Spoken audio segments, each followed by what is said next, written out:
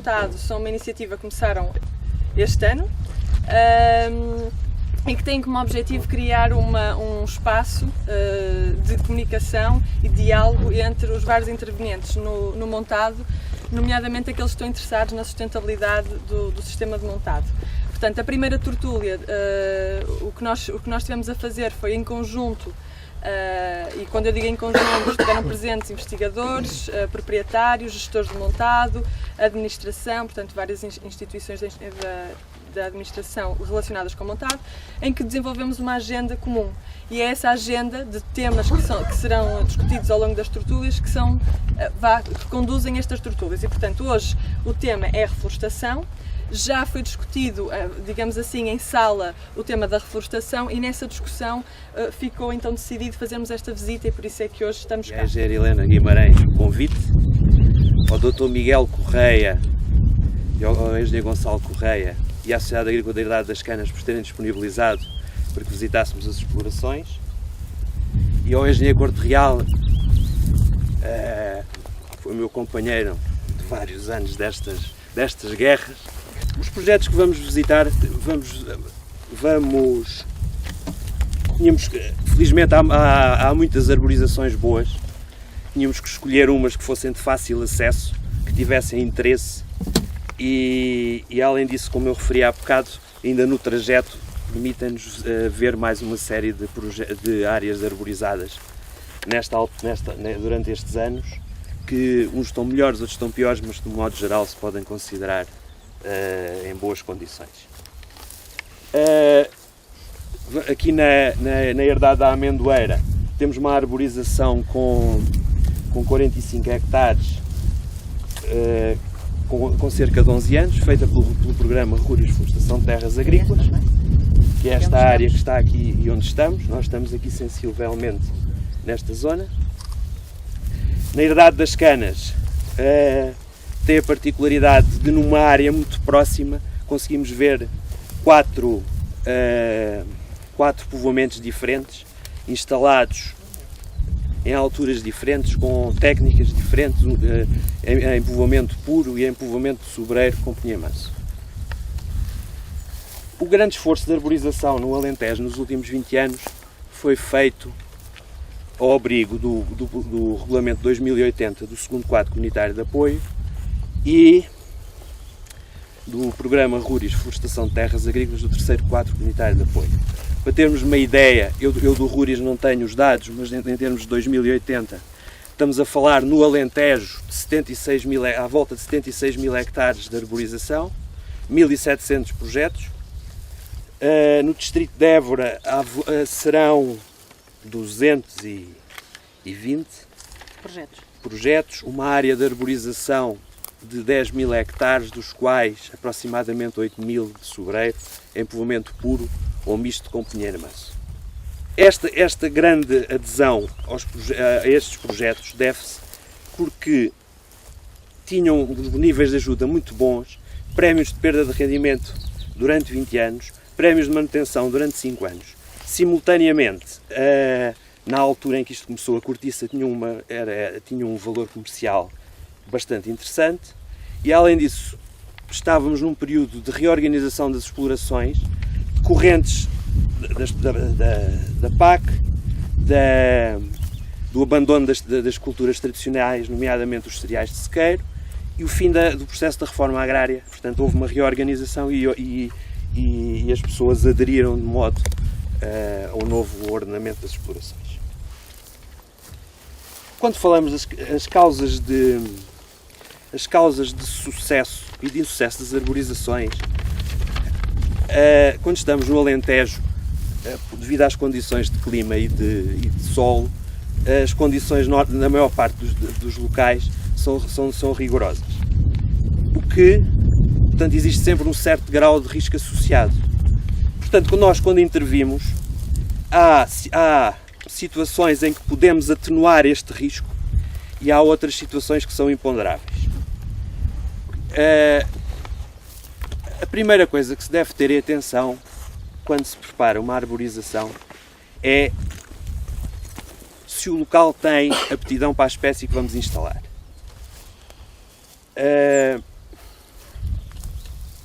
Como é que isto se faz?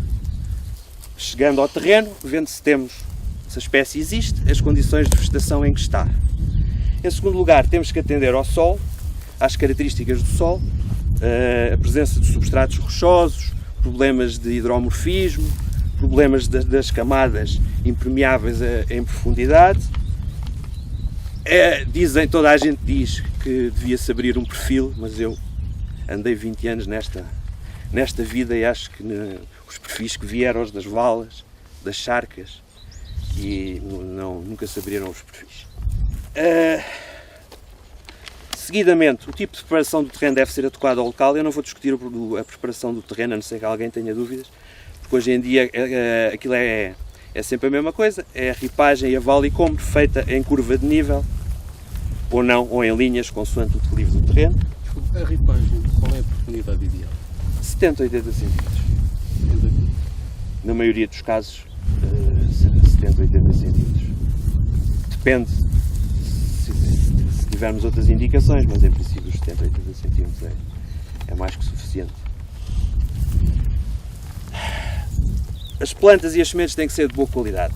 Isso hoje em dia é uma situação que também está resolvida porque são utilizadas, pelo menos nos projetos financiados, plantas certificadas. Portanto, já não temos que nos preocupar com o atemperamento, com a razão do tamanho entre a raiz do tamanho da raiz e a parte aérea, utilização de contentores adequados, plantas com idade adequada, etc. Isso em princípio está resolvido. Mas quando aqui há 20 anos, não havia nada disso. E acontecia-nos frequentemente chegarmos ao campo e termos plantas que ao primeiro calor ou à primeira geada perdiam as folhas todas, termos plantas que vinham em contentores que não eram adequados, portanto tinham o sistema radicular todo enrolado e que nunca vão ter sempre problemas de crescimento, outras plantas com uma poda radicular, porque eram plantas de anos anteriores e, portanto, além de terem problemas de enrolamento de raiz, a raiz principal já nunca se vai desenvolver em condições. Hoje em dia está, em princípio, resolvido ou atenuado. No caso das sementes, devemos utilizar sementes de povoamentos certificados ou sementes da própria exploração quando existam bons exemplares, bons produtores de cortiça e as sementes estejam em boa capacidade germinativa. Os trabalhos têm que ser feitos adequadamente e nas épocas apropriadas. Porque eu pessoalmente, no caso das arborizações, gostava que as arborizações nesta altura, gostava das plantações cedo, portanto que em novembro tivessem feitas. Porquê? Porque até à altura do verão tínhamos 2 períodos de crescimento, de enraizamento, portanto isto facilitava a adaptação das plantas. E no fim, um acompanhamento técnico realizado regularmente. Isto é muito importante para garantir que as condições anteriores foram cumpridas e porque surgem por vezes situações que, detectadas atempadamente, se conseguem corrigir. Eu vou-vos dar 2 exemplos muito simples. Nos primeiros anos dos projetos, antes de se utilizar os protetores individuais, fazia-se muito a operação de sacha e amontoa, que consiste em abrir uma caldeira e amontoar terra junto ao pé da árvore. O que é que acontece? Esta operação estava sempre prevista para março, só que frequentemente era feita em maio e junho e mais tarde. O que é que acontece? As plantas estavam tapadas pela vegetação herbácea. Tinham folhas, que eu vou chamar de folhas de sombra, que não estavam preparadas para suportar a radiação diretamente. As pessoas faziam a sacha e as plantas ficavam sem folhas. Isto pode não ser suficiente para dar cabo da arborização, mas junto com outras condições de seca, etc., podem condicionar fortemente. Outra situação que me aconteceu foi numa arborização com sementeira. O técnico vai ao terreno e vê que as sementes estão a querer germinar, mas que porque choveu e depois fez calor, a terra compactou em cima. E ele, passando com um ancinho naquela zona toda, safou aquilo e aquilo depois acabou por ter uns resultados bastante aceitáveis. Chama a atenção que quanto mais rigorosas forem as condições do local de instalação dos povoamentos, menor é a respectiva elasticidade, ou seja, maior rigor é exigido na instalação dos trabalhos. Quanto mais difíceis forem as zonas em termos que se prevejam em termos de instalação das espécies, maior rigor se deve ter na execução. De um modo geral, os insucessos verificados estão sempre relacionados com o incumprimento das situações anteriores, nomeadamente a escolha de locais que não são apropriados, preparações do terreno ou mal feitas ou feitas fora da época, plantações feitas tarde, plantas que não estavam em condições. Portanto, a maior parte das situações de insucesso das arborizações eram sempre porque não foi cumprido dos pontos que referi. Existem depois as situações imponderáveis, que eu aqui que são os ataques de caça maior. Eu, como trabalhei quase sempre no distrito de Évora, nós não temos, o problema maior era os javalis, e em alguns casos e em anos de seca, no final do verão, houve povoamentos que foram comprometidos pelos ataques de ratos.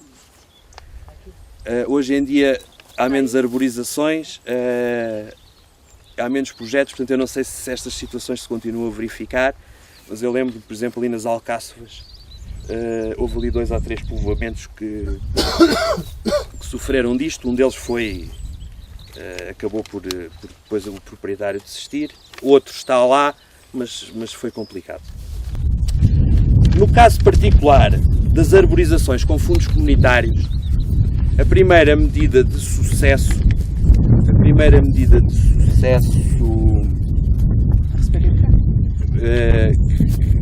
primeiro indicador de sucesso que nós tínhamos era atingir as densidades mínimas. Estes regulamentos tinham densidades mínimas estabelecidas legalmente para cada uma das espécies e uma das condições para recebimento dos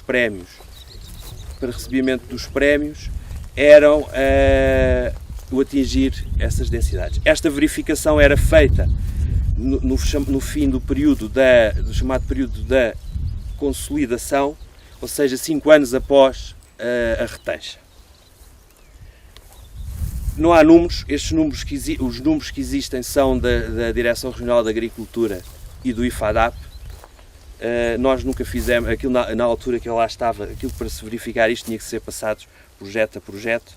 Nós, a Évora, tínhamos à volta dos 400 projetos, portanto acabámos por nunca fazer este levantamento. Mas, numa análise dos prémios pagos, que eu fiz a certa altura com o Sr. Engenheiro Corte Real, eu diria que não atingiram esta fase 6 a 7% dos projetos. Portanto, há bocado o Miguel estava-se a meter comigo que só íamos ver sucessos. Felizmente, os insucessos são baixos. Esta exploração é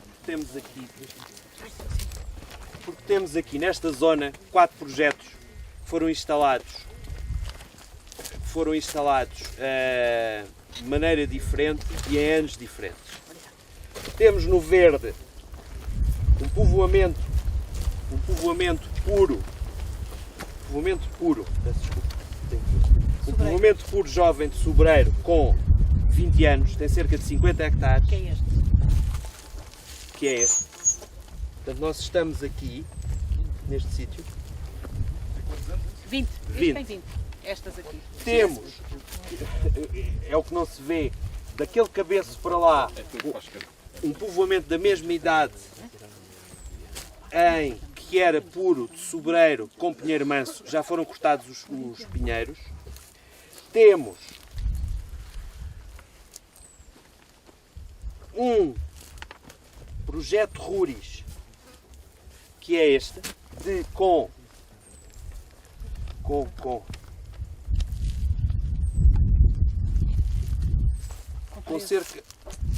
com cerca de 13 anos. É este? E temos um outro que é o castanho, o amarelo e o castanho, que é aquela faixa toda ao comprido, que tem 10 anos.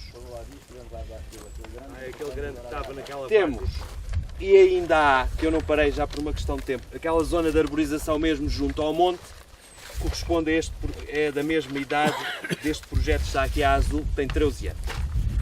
Em termos de solos, em termos de solos, temos à mesma, temos 4 tipos de solos diferentes que originam em termos das características de diagnóstico uma zona de descontinuidade textural que, de acordo com o tal plano específico que eu falei há bocado, feito pela Universidade de Évora, corresponde a uma zona de aptidão média. É aquela zona da entrada do monte. E esta zona, as zonas aqui mais baixas, aqui nesta cova, temos uma zona de profundidade expansível que corresponde a uma das zonas de aptidão elevada, também de acordo com o plano, corresponde a uns solos EX, e que se verifica bem, aqui verifica-se bem, que as zonas de maior, que os povoamentos de maior desenvolvimento estão nesta zona dos solos EX, com tal característica diagnóstica de profundidade expansiva. Aquela zona que atravessámos, aquela zona de povoamento mais velho, aquela zona ali que estamos a ver do povoamento mais novo, e um outro povoamento que é este, que estará ali ao fundo, que a gente agora não vê bem. Embora em termos de aptidão do solo, esta é também indicada como uma zona média. É uma zona média porque, como eu disse, esta caracterização da aptidão também tem a ver com as zonas ecológicas. Portanto, provavelmente já estamos aqui numa zona já mais marginal para o sobreiro. Além disso, a outra das razões porque nós escolhemos esta zona é porque a engenheira Fernanda há vários anos que acompanha este projeto e tem ali uma série de indicações. Numa das fotografias, eu estive aqui em setembro de 2015 e quando a Helena me falou nisto, além destes dados todos que a Fernanda vai mostrar, era um dos sítios onde nós tínhamos sucesso, e havia aqui umas zonas de mais dificuldade de instalação. O que acontece é que esta zona, que é esta zona aqui, que é este projeto aqui, o que acontece, daqui e essa encosta para lá, o que acontece é que entretanto, e está ali uma das fotografias que mostra isto num ano deu um pulo, teve um desenvolvimento, portanto neste último ano teve um desenvolvimento muito grande. Portanto já não se tem bem a percepção que eu tive quando estive cá há um ano. Mas de qualquer forma, a razão da escolha deste local foi isso, foi os povoamentos que estão, foi ver-se bem no terreno a relação entre a qualidade dos povoamentos e as tais características, os tipos de solos e as características de diagnóstico do solo, e a parte que a exposição que a colega vai agora apresentar, só fazemos aqui uma mudança. No caminho, desde o monte até cá, adensamentos por baixo do montado, portanto, vê-se os tubinhos e também há zonas em que tem renovo. Portanto, temos aqui várias formas de aproveitar quer o renovo, quer através de arborizações. É assim, não há nenhuma melhor que a outra, são formas diferentes, muitas vezes se atingir o mesmo objetivo. Eu vou falar sobre este povoamento aqui que tem 20 anos, em que nós não vamos poder ver, mas eu vou mostrar as imagens, que a nível, como há bocadinho falámos, e o João Falcão disse, é muito importante as condições climáticas, por exemplo, nas arborizações do Alentejo o clima é essencial, a localização e também o tipo de solos. Digamos a nível macro. A nível micro é muito importante a exposição e a topografia. Neste povoamento, portanto, há sítios em que o desenvolvimento é extraordinário, que é este caso aqui assim, e outras encostas voltadas a norte. Portanto, estão a ver aqui com o tamanho de uma pessoa como é que os sobreiros têm este desenvolvimento enorme. Noutro local, um bocadinho mais abaixo, em que a topografia faz com que a exposição seja voltada a sul, conjugada com um tipo de solos também não tão bom, faz com que com a mesma idade estejam deste tamanho. Estão a ver? Portanto, o que é que a nível micro, a nível local, as condições topográficas e de solos podem fazer na arborização. Depois temos uma zona intermédia, que estão a ver esta casa, é uma casa um bocadinho mais à frente, é esta aqui assim, e depois com desenvolvimento intermédio. Portanto, é uma zona mais ou menos quase aqui assim no topo e portanto os sobreiros têm desenvolvimento intermédio. Portanto, estão a ver todos com 20 anos a diferença que pode fazer, basicamente com o mesmo tipo de solos, o que é que a exposição pode fazer. Há um trabalho engraçado que foi feito no perímetro florestal da Contenda, em que entram em conta a azinheira e a radiação. A radiação, à medida que o clima se torna mais agreste, digamos para o interior, a radiação cada vez é mais importante em termos para o sobreiro e para a azinheira. Com certeza que numa zona perto da costa, em que tem condições ótimas do solo e do clima, aí a radiação é menos importante. Cada vez que vamos caminhando para o interior, em que a secura é maior, aí a radiação será mais importante. Portanto, no fundo, radiação, exposição da propriedade. Outro aspecto importante que se deve ter em conta nas arborizações e que se vê também aqui é as linhas de escorrência. As linhas de escorrência são linhas muitas vezes de água parada, em que o sobreiro não vai tão bem. Estão a ver aqui assim?